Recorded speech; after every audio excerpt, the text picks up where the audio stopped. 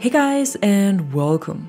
A few weeks ago, DICE had already announced that they plan to bring a class system back to Battlefield 2042 and how they want to do it.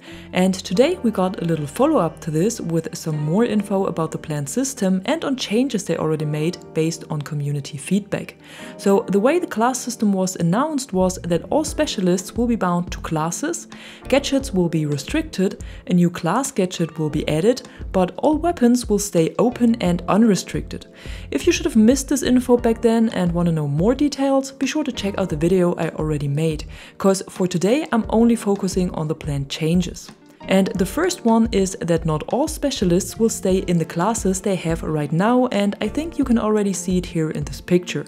So Crawford will switch from support to engineer, while Irish will do the exact opposite and will change from being an engineer to being a supporter.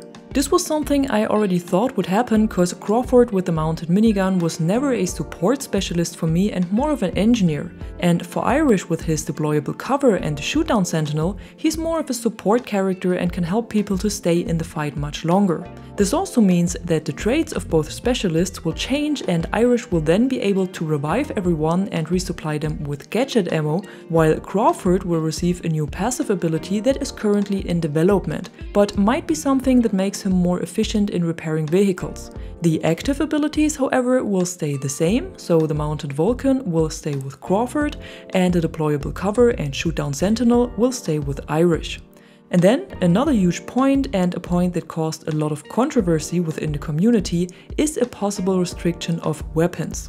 Some players love the freedom to have access to all weapons, no matter what specialist or class they play, and other players would prefer weapon restrictions as well, similar to the gadget restrictions. So the decision DICE made was to stick to the unrestricted weapons, but introduce so-called weapon class proficiencies. And that means that each class will have a benefit in handling a specific weapon category compared to the other classes.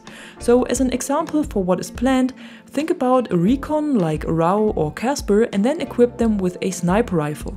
With this kind of weapon they will have a benefit compared to other classes, cause they will be able to hold breath longer than others while aiming down sights, but only with the sniper rifle. When they're playing a marksman or assault rifle instead, they won't have this benefit. An assault class member on the other hand, like McKay or Sundance, will have another proficiency. They will be better in handling assault rifles, but won't be able to handle a sniper rifle as good as a recon. So you can still equip all available weapons no matter what class you play, but you will have an advantage in handling a specific weapon category depending on your chosen class. But this will not mean that when you play as a recon with an assault rifle that you will have any disadvantage from this combination.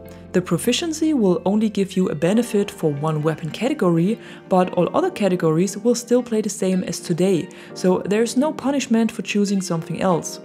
And then at the end we also got a first look at the new UI that will come with the class system as well, or at least a few changes that will be made. So in the deploy screen of a match you will have a similar layout to the current design, but it will be structured in class tabs. The loadouts are then also bound to the specific classes to make it easier to choose your available gadget and specialist, and you won't have to click around that much. The weapon category that will give you an advantage for your current class will then also be highlighted with a marker.